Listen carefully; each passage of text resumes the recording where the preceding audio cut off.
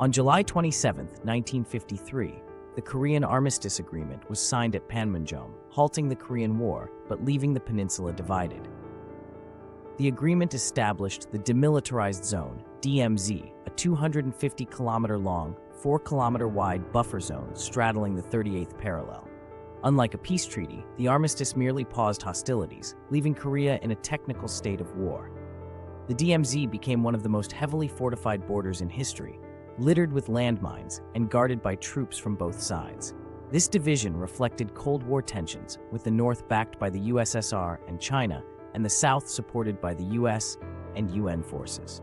By the 1960s, the DMZ had transformed into a Cold War flashpoint. Both Koreas fortified the border with watchtowers, patrols, and propaganda loudspeakers, blaring messages across the divide. North Korea dug infiltration tunnels, like the third tunnel discovered in 1978, designed for surprise attacks. Meanwhile, the US deployed nuclear missiles in South Korea, violating the armistice's weapons ban.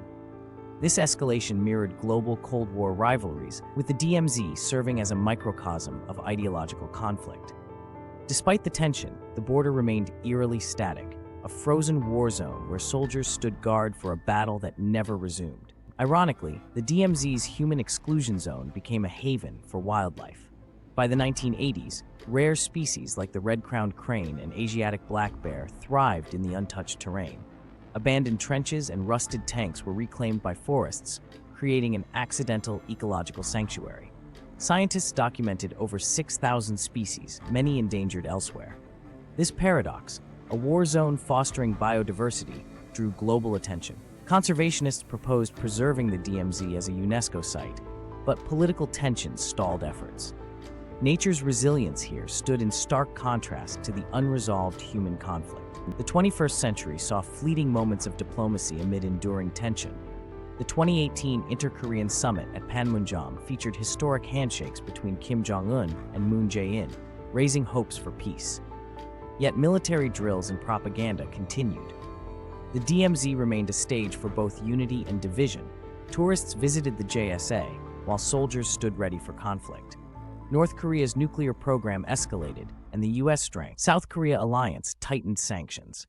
The DMZ symbolized the fragile line between progress and stagnation, where every thaw in relations was met with renewed frost. Today, the DMZ endures as the world's last Cold War frontier. Modern surveillance drones and sensors now join rusted fences and landmines. Tours offer glimpses of the JSA, but the border remains sealed, a testament to unresolved division. North Korea's nuclear ambitions and human rights abuses contrast with South Korea's global integration. The DMZ, once a battleground, now stands as a museum of ideological strife. Yet, its accidental wildlife sanctuary hints at a future beyond conflict. As long as the armistice holds, the DMZ remains both a warning and an unexpected beacon of resilience.